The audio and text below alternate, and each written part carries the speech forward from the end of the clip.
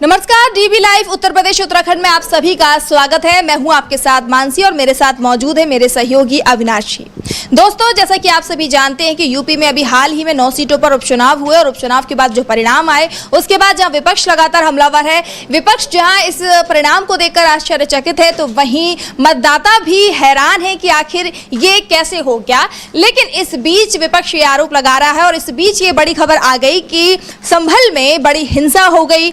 मस्जिद मामले को लेकर हिंसा इतनी ज्यादा भड़क गई कि इस मामले में लगभग 4 लोगों की जान चली गई और इस हिंसा ने इतना बड़ा रूप ले लिया है जिसके बाद अब सियासत गर्मा गई है। और इस बीच जो है विपक्ष जो है लगातार हमलावर है और योगी सरकार घिर चुकी है। इस बीच बताया ये जा रहा है कि जब समाजवादी पार्टी के लोग जो पीड़ित हैं, जिन लोगों की जान गई थी, उन लोगों से मिलने जा रहे थे और इसी के साथ वहां पर जांच करने जा रहे थे कि आखिर ये घटना हुई कैसे, क्योंकि विपक्ष का ये आरोप है कि ये जो हिंसा भड़काई गई थी बल्कि ये कोई घटना नहीं थी, ये जानबूझकर सरकार के द्वारा एक षड्यंत्र रचा गया था ताकि मतदाता इस पर बात ही ना कर सके। जो परिणाम सामने आए हैं इस पर कोई चर्चा ना कर सके और सभी का ध्यान सिर्फ और सिर्फ उसी हिंसा पर है। इस बीच जब विपक्ष वहां जा रहा था उस घटना की जांच करने के लिए तो उन्हें रोका गया। इस पर क्या कुछ कहा समाजवादी पार्टी के प्रमुख अखिलेश यादव ने, आइए पहले उसको सुन लेते हैं। ऑडियो देना सर, ऑडियो। संविधान दिवस, उसके लिए बहुत बहुत बधाई देना चाहता हूँ, मुबारकबाद देना चाहता हूँ। कर लेंगे। जहाँ आज संविधान दिवस के दिन उत्सव मनाया जा रहा था, सच्चा उत्सव तभी है जब संविधान के रास्ते पर चले। संविधान के रास्ते पे चलने में ही उत्सव मनाना है और हम सब समाजवादी लोग हैं, सच्चे समाजवादी, संविधानवादी लोग हैं। हम वो समाजवादी लोग नहीं जो संविधान को कोरा कागज समझते हो। ये संविधान जिसने हमें रास्ता दिखाया, बाबा साहब भीमराव अम्बेडकर जी का संविधान, जिससे हमें समय समय पे अधिकार मिलते हैं। हमारी संविधान रक्षा करता है, संविधान हमारा संजीवनी है, संविधान हमारे पीढ़ी का प्रकाश स्तंभ है। तो संविधान के प्रति हमारा पूरा सम्मान है। और उस समय उत्सव मनाना जब संभल में जिस तरह का काम सरकार ने किया है, जाने चली गई हैं, गम के साए में कैसे उत्सव मनाया जा सकता है जहाँ जाने चली गई और न्याय नहीं मिल रहा है। तमाम हजारों लोगों को झूठे मुकदमे में फंसाया जा रहा है। वहाँ के सांसद, वहाँ के विधायक और उनके पुत्र पर झूठे मुकदमे लगाए रहे हैं। पूरी गलती है तो वो सरकार की है। सर्वे जब एक बार हो चुका था फिर दोबारा सर्वे क्यों करना? और अगर दोबारा सर्वे भी करना था तो आपस में बैठ करके बातचीत की जा सकती थी। बातचीत कर करके जो बातें रह गई थी उनका दोबारा सर्वे कराया जा सकता था। सर्वे के खिलाफ नहीं थे, लेकिन जिस तरह का सर्वे करते समय जो टीम के पीछे नारे लगा रहे थे, क्या उनके खिलाफ कोई कार्रवाई हुई? तो ये थे अखिलेश यादव जो बोल रहे थे कि आखिर सर्वे करवाया ही क्यों गया जब एक बार सर्वे हो चुका था और ऐसे समय पर क्यों करवाया गया जब वोटिंग हुई थी। और इस बीच उन्होंने ये भी कहा कि जब हमारे नेता जाना चाह रहे थे तो उन्हें रोका गया। अविनाश जी, क्या पूरी इनका प्लान था? अखिलेश यादव की पार्टी का, समाजवादी पार्टी का क्या प्लान था और वो आज जा रहे थे तो उन्हें क्या कारण कहकर रोका गया? हाँ, देखो, एक्चुअली जो अखिलेश यादव की पार्टी समाजवादी पार्टी है उसके जो वहाँ के संभल के सांसद हैं उनके खिलाफ एफआईआर दर्ज की गई है। जबकि उनका कहना है, जो सांसद हैं जवाहर रहमान, उनका कहना है कि भाई जिस दिन ये मामला पूरा हुआ, बवाल हुआ है, उस दिन वो बेंगलोर में थे, मुस्लिम पर्सनल लॉ बोर्ड की मीटिंग थी और उसके वो मेंबर्स हैं और इस कारण से वो उस दिन बेंगलोर में थे, वो वहाँ थे ही नहीं। और जबकि प्रशासन का कहना है, जो पुलिस ने उनके ऊपर एफआईआर दर्ज की है, कि इनके भाषणों से हिंसा भड़की है। अब भाई जो आदमी बेंगलोर में है तो वो यहाँ भाषण कैसे देगा? मोबाइल पर ऐसे तो है नहीं कि भाई कोई आम सभा हो रही हो। भाषण देने के लिए भाई आपको भीड़ की जरूरत पड़ेगी, आपको लाउड स्पीकर की जरूरत पड़ेगी, लेकिन वो तो वहाँ थे ही नहीं संभल में। उसके अलावा जो विधायक के बेटे हैं संभल में सुहेल इकबाल, उनके ऊपर भी एफआईआर दर्ज हुई है। कहा गया है कि उन्होंने लोगों को भड़काया है। जो एफआईआर दर्ज हुई हैं करीब 3000 लोगों के खिलाफ हुई हैं और उसमें अधिकतर जो नामजद रिपोर्ट दर्ज हुई हैं वो अधिकतर समाजवादी पार्टी से रिलेटेड लोग हैं। और सबसे बड़ी बात तो है वो एक ही समुदाय के लोग हैं। यदि हिंसा होती है, आमने सामने का यदि टकराव होता है तो आमतौर पर ये होता है कि जो एफआईआर होती है दोनों पक्ष की तरफ से होती है। लेकिन यहाँ प्रशासन की तरफ से एफआईआर हुई है और वन साइडेड ही कार्रवाई पूरी चल रही है। प्रशासन के जो दावे हैं वो अलग हैं और दूसरी बात जो दूसरा पक्ष है उसके दावे हैं वो अलग दावे हैं। प्रशासन उनके दावे मानने को तैयार ही नहीं है। जैसे मस्जिद के जो सदर हैं अली जफर, उनका कहना ये है कि हमारे पास में सर्वे का जो कागज़ था, वो सर्वे का जो आदेश आया था, वो तो हमें एकदम से आगे पकड़ा दिया गया कि सर्वे शुरू होना है। बोले हमें तो इसके बारे में कोई जानकारी नहीं थी। और दूसरा बात उनका कहना है कि ये जो आदेश था वो सर्वे का आदेश था। जो वहाँ बाजू खाने का जो टैंकर होता है उस सर्वे में ऐसा कहीं नहीं था कि उसको खाली कराना है, और सर्वे में खाली वीडियोग्राफी और फोटोग्राफी की बात की गई थी। लेकिन जब उसको टैंकर को खाली कराया गया है तो उसको लेकर कुछ अफवाहें उड़ी हैं और उसके कारण से वहाँ भीड़ आ गई और उस पर पुलिस ने जो लाठीचार्ज किया है उसके बाद वो अनियंत्रित होती चली गई है कि समाजवादी पार्टी के जो नेता हैं विधानसभा में, विधायक दल के नेता हैं, जो नेता प्रतिपक्ष है माता प्रसाद पांडे, उनका भी कहना यही है कि जो फायरिंग हुई है, पुलिस का कहना है कि जो फायरिंग हुई है वो जो लोग 4 लोग मरे हैं वो भीड़ की फायरिंग से ही मरे हैं।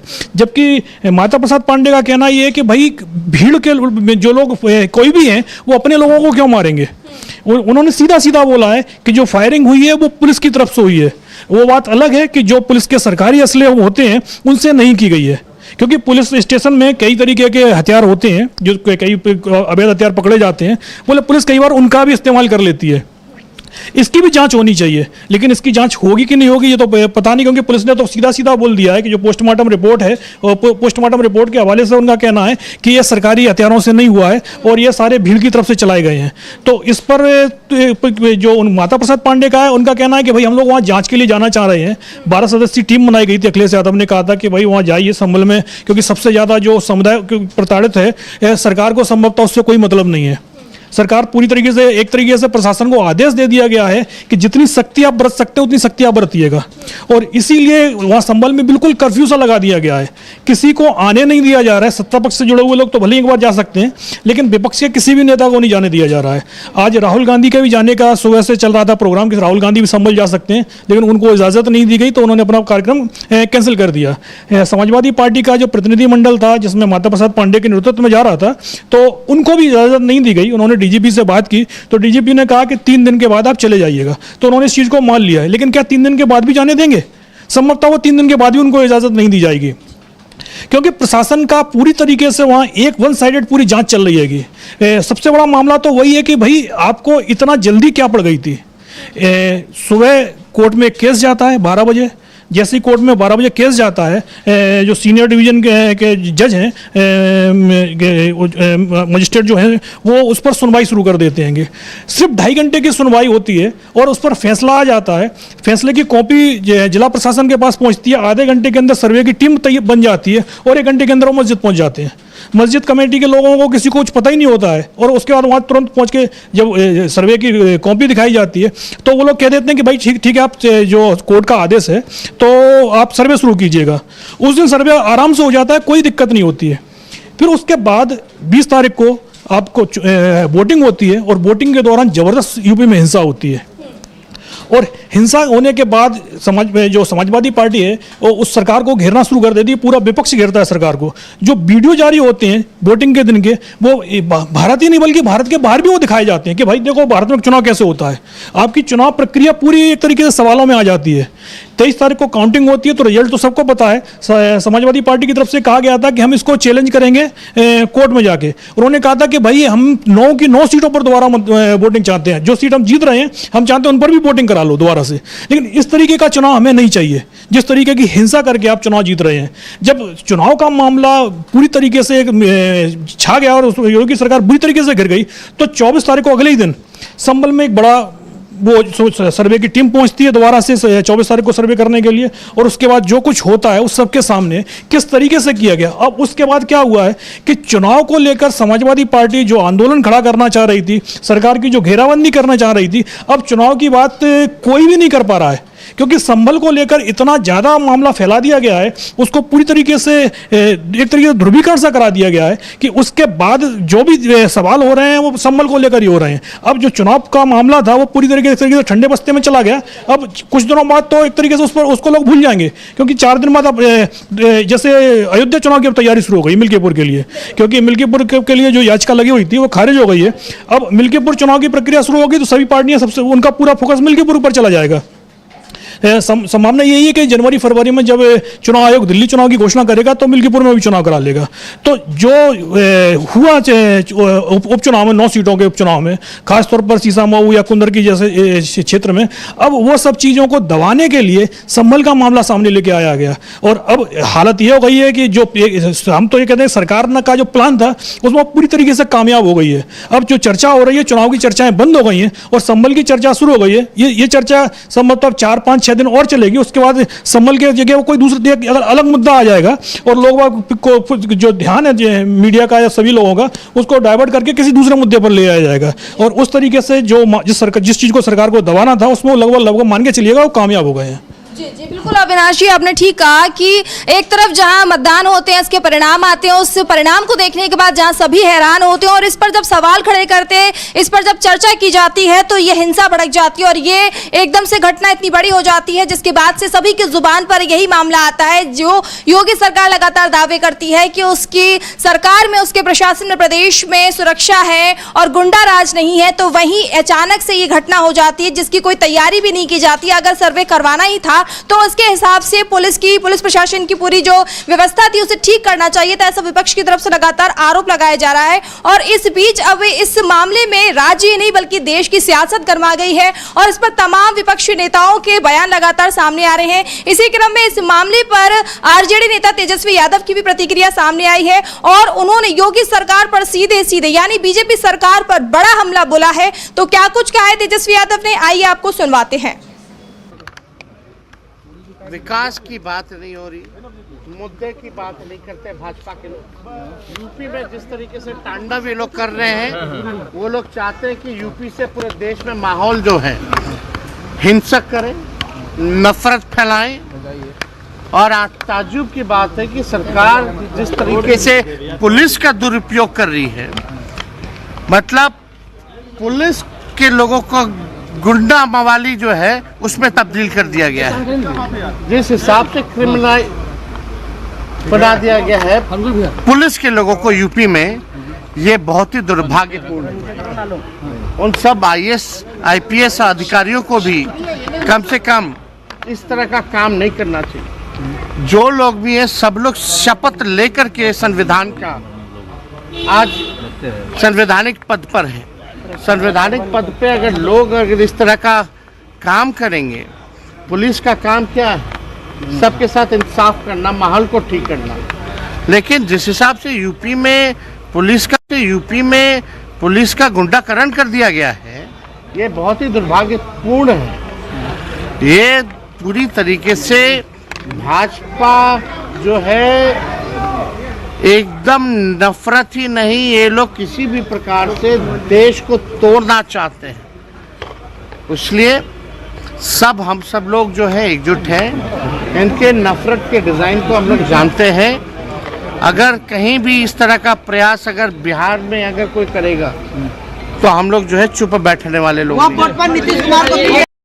तो ये थे तेजस्वी यादव जिन्होंने बोला कि अगर बिहार में ऐसा कोई करता है तो हम चुप बैठने वाले नहीं हैं। इसी के साथ उन्होंने बड़ा आरोप लगाया है यूपी पुलिस पर और योगी सरकार पर। यह कहा है कि योगी सरकार यूपी पुलिस का दुरुपयोग कर रही है और उसका गुंडाकरण कर रही है, ऐसा तेजस्वी यादव ने आरोप लगाया है और पुलिस के बलबूते पर वो हिंसा करवा रही है यूपी में, ऐसा आरोप तेजस्वी यादव की तरफ से लगाया गया है। अविनाश जी, लगातार हो क्या रहा है यूपी में? जब से सत्ता में सीएम योगी आए हैं उसके बाद से लगातार हिंसा भड़कती जा रही है, ऐसा विपक्ष की तरफ से आरोप लगाया जाए और तमाम ऐसी घटनाएं भी आती रहती हैं लगातार, जिसके चलते योगी सरकार आए दिन हर महीने किसी न किसी मामले में वो घिरती जाती है और अब ये मामला आ गया है। क्या कहना चाहेंगे? हाँ, वैसे यूपी सरकार पर आरोप तो लगते रहते हैं। सबसे पहले तो ये होता था कि भाई किसी पर कोई आरोप लगता था तो बुलडोजर पहुंच जाता था और उसके मकान को ढा दिया जाता था।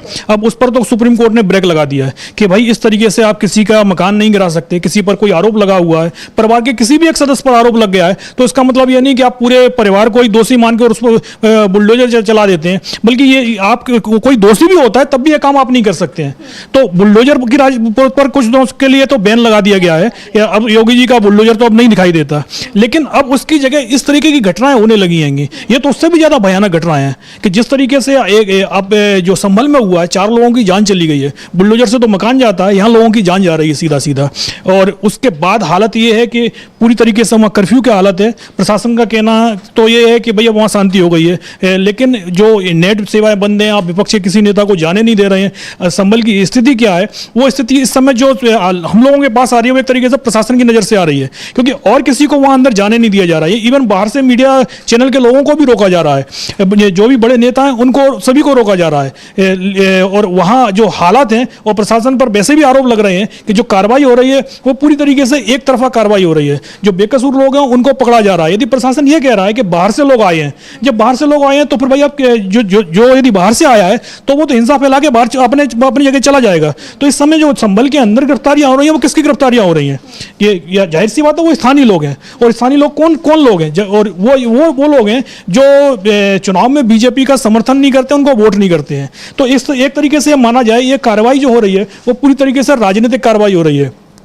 सवाल वैसे इस देश की न्याय व्यवस्था पर भी इसको लेकर उठाए जा रहे हैं कि जो संभल का मामला है कि ये प्लेस ऑफ वर्शिप एक्ट के तहत एक तरीके से ये जो धर्मस्थल हैं उन पर इस तरीके के सर्वे के आदेश नहीं दिए जा सकते थे। लेकिन हमारे जो पूर्व सीजेआई थे DY चंद्रचूड़, उनका एक आदेश आया, उसके बाद से उस आदेश को चाहे वो दुरुपयोग बोल लीजिए, चाहे उसके आड़ में अब एक के बाद एक इस तरीके के मस्जिदों के सर्वे के आदेश दिए जा रहे हैं। जब वाराणसी की जो मस्जिद है ज्ञानवापी मस्जिद, उसके जब बनारस के सीनियर डिवीजन कोर्ट से आदेश निकलता है, उसका जिला जज के पास भी मामला पहुंचा, उन्होंने उसके सर्वे के आदेश दिए तो सुप्रीम कोर्ट तक यह मामला पहुंचा।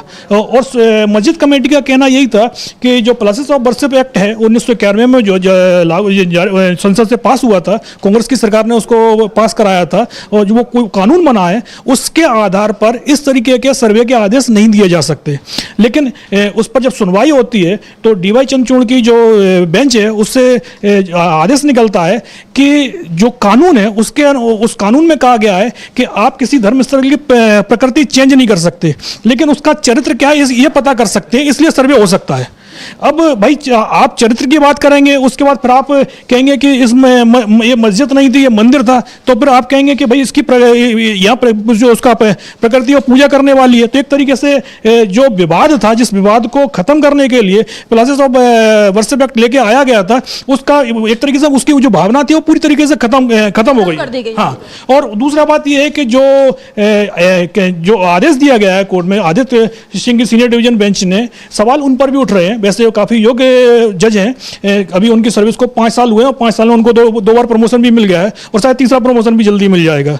तो सवाल उनके आदेश पर भी इसलिए उठ रहे हैं कि जो उनके पास एक याचिका आती है उस पर इतना जल्दी सुनवाई करने की क्या ज़रूरत थी? क्या कोई दबाव था सरकार का कि याचिका दोपहर में आती है, सूचीबद्ध होती है और उसी दिन उस पर सुनवाई हो जाती है?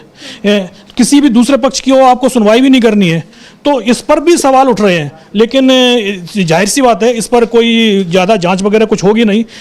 जो मजिस्ट्रेट जांच के आदेश भी दिए गए हैं वो हिंसा के ऊपर दिए गए हैं, क्योंकि आम तौर पर ये एक प्रक्रिया होती है, यदि किसी भी मुठभेड़ में किसी की जान चली जाती है तो उसके लिए मजिस्ट्रेट जांच के आदेश होते हैं। यहाँ 4 लोगों की जान गई है, इसलिए इसके आदेश दे दिए गए हैं। लेकिन इस मामले में भी मजिस्ट्रेट जांच में क्या निकलता है, जो देश में इतिहास रहा है, वो उसी आधार पर जो पुलिस का बयान है, लगभग मजिस्ट्रेट जांच का भी जो निचोड़ होगा जांच का, लगभग वही निकलेगा, आमतौर पर इसी तरीके का निकलता है। और वैसे भी पुलिस की तरफ से साफ कह दिया गया है और प्रशासन भी उसी चीज़ को बोल रहा है कि प्रशासन और पुलिस ने शांति व्यवस्था बनाने की पूरी कोशिश की, लेकिन कुछ असामाजिक तत्वों ने इस स्थिति को बिगाड़ दिया। और उस असामाजिक तत्वों में जो नाम लिए जा रहे हैं, और जाहिर सी बात है जिस तरह से FIR दर्ज की गई है वो जनप्रतिनिधियों के खिलाफ हो रहे हैं। भाई जनप्रतिनिधि क्यों हिंसा फैलाएगा? भाई उनका काम शांति व्यवस्था बनाए रखने का है। एक लोकसभा अध्यक्ष सदस्य के खिलाफ FIR दर्ज हो रही है कि जब वो होता ही नहीं है, तो हाँ, तो इस जाहिर सी बात है, सीधे सीधे जो सवाल उठ रहे हैं वो पूरे के पूरे प्रशासन पर ही उठ रहे हैं। यदि प्रशासन चाहता तो इस संभल में जो घटना हुई वो नहीं होती, लेकिन बात वही है, यदि संभल की घटना नहीं होती तो फिर जो योगी सरकार जो है वो चुनाव को लेकर घिरी हुई थी। इस समय हम संभल पर नहीं, चुनाव पर चर्चा हो रही होती, और आज की जो सबसे बड़ा मुद्दा चुनाव था वो एक तरीके से खत्म हो गया है, और हमें संभल जो है संभल पर बवाल कटा हुआ उस पर हाँ वो मुद्दा छाया हुआ है। तो सरकार का जो प्लान था, जो पहले ही बताया, वो पूरी तरीके से एक तरीके से कामयाब हो गया है, लेकिन इस कामयाबी में 4 लोगों की जान चली गई है। अविनाश जी, इस बीच ये भी कहा जा रहा है कि संभल के लोग इतने ज्यादा डरे हुए हैं कि वो लोग अपना घर छोड़कर तक जा रहे हैं। इंटरनेट सेवाएं अभी तक बंद हैं, हालांकि स्कूल कॉलेज जो है खोल दिए गए हैं, अभी तक बंद थे, इंटरनेट सेवाएं अभी भी बंद कर दी गई हैं। तो वहीं ये भी खबरें आ रही हैं कि कई लोग ऐसे हैं जो अपने घर को छोड़कर, यानी कि ताला बंद करके कहीं और जा रहे हैं, रिश्तेदारों के जा रहे हैं। क्या कहना चाहेंगे, जहाँ योगी सरकार ये कह रही कि वहां पर शांति है, तो फिर लोगों को घर छोड़कर क्यों जाना पड़ रहा है? सबसे बड़ी बात, जो एफआईआर दर्ज हुई है वो 3000 लोगों के खिलाफ, अज्ञात लोगों के खिलाफ एफआईआर दर्ज हुई है। अब पुलिस कर क्या रही है कि भाई ऊपर से आदेश हैं कार्रवाई करने के, तो अब किसी भी आदमी को, यदि उस दिन वो संभल में उपस्थित था या नहीं था या आया हुआ है बाहर से, तो उसको जबरदस्ती घर से उठाया जा रहा है। तो लोगों के अंदर ये खौफ है, पता नहीं कब किसको हिरासत में ले लिया जाए, कब किसको गिरफ्तार कर लिया जाए। दंगे के आरोप लगाएंगे तो 4-6 महीने तक उसकी जमानत भी नहीं हो पाएगी। तो इसीलिए जो खौफ भरा हुआ है लोगों में, उस खौफ के चक्कर में जो अधिकतर लोग जो संभल में, और खासतौर पर जो मस्जिद के आसपास के जो लोग हैं, वो लोग घर छोड़कर जा रहे हैं। अधिकतर घरों में आप देखेंगे तो इस समय ताले लगे हुए हैं, क्योंकि वो डर लगा हुआ है, क्योंकि पुलिस का कहना ये है कि आसपास की घरों की छतों से पत्थर फेंके गए हैं, गोली चलाई गई है। तो लोगों के अंदर सबसे बड़ा खौफ तो इसी बात को लेकर है कि कहीं प्रशासन की तरफ से या पुलिस की तरफ से ये आना आ जाए कि फलाने घर से इस छत से फायरिंग हुई है, पत्थर फेंके गए हैं। तो मालूम पड़ता है कि वहाँ जितने भी लोग हैं, जितने भी 18 साल से बड़े उम्र के जो सदस्य हैं, हाँ, उनको हिरासत में नहीं ले लिया जाए, गिरफ्तार ना कर लिया जाए। तो उससे बचने के लिए, खाली की पुलिस के गिरफ्तारी से बचने के लिए लोग बाग अपना घर छोड़ रहे हैं, जबकि अधिकतर लोगों का यही कहना है, जो जिनके घर पास में थे, उनका कहना यही था कि भाई हम हिंसा क्यों फैलाएंगे, क्योंकि सबको पता था कि यदि हिंसा होगी तो सबसे ज़्यादा नुकसान उन्हीं लोगों को होगा जिनके घर उस मस्जिद के आसपास में थे, क्योंकि पत्थर चलता है तो भाई पत्थर किधर से आ रहा है किसी को नहीं पता। जिनके घर थे उनका भी कहना है कि भाई उनके घर के अंदर पत्थर गिर रहे थे, जाके उन्हें तो अपना घर एक तरीके से बंद करना पड़ गया था, नहीं तो मालूम पड़ता है घर के सदस्य घायल हो जाते। तो जाहिर सी बात है, अब उन्हें कार्रवाई का डर लग रहा है, इसीलिए लोग बाग संभल छोड़कर जा रहे हैं। और जब प्रशासन का कहना है कि 15 से 20 हजार लोग आए थे, तो जाहिर सी बात है आसपास के तो लोग वो होंगे नहीं, तो कहाँ से किस व्यक्ति को उठा लिया जाता है। अब सीसीटीवी की बात हो रही है, और दूसरी तरफ ये कहा जा रहा है कि नकाबपोश थे, तो भाई जब नकाबपोश थे तो आप पहचानेंगे कैसे?